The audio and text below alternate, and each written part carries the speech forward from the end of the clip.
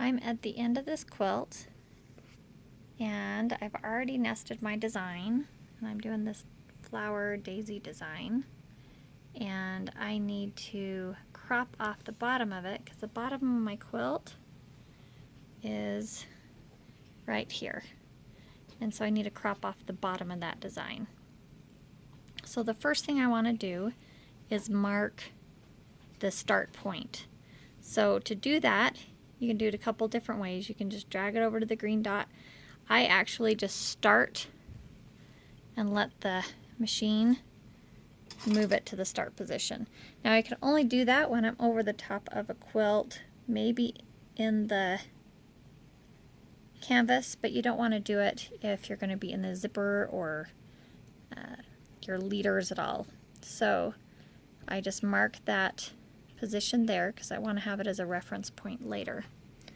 Okay, then I'm just going to cancel out of that start. So the first thing I need to do is go into layout and change the size of my quilt area. So we're going to come up here and touch the wrench to adjust the size of my quilt area.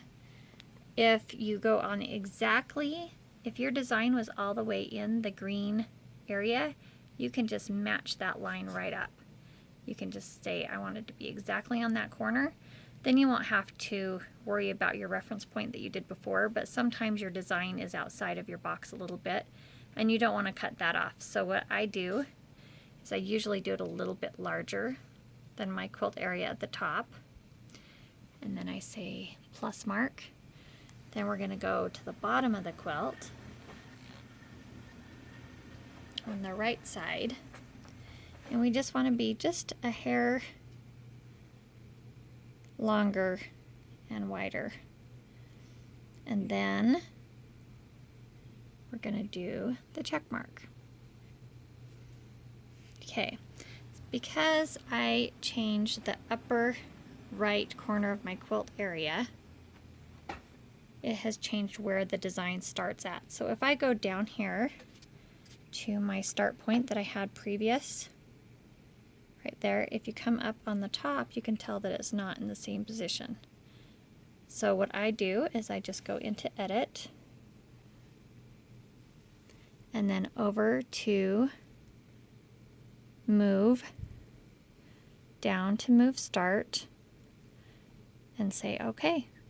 So now my design is exactly where I want it to be. So I can crop out the area that I don't want. So the way you do that is in edit, you go over to crop and you do your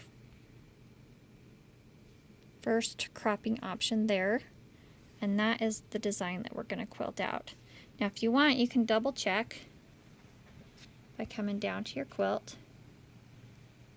And on this, I can just come over to this flower and say, yeah, that looks not going to run into the flower. It's not a huge gap away from the flower. I'm just right nice and close. Okay, that's how you crop at the bottom of a quilt.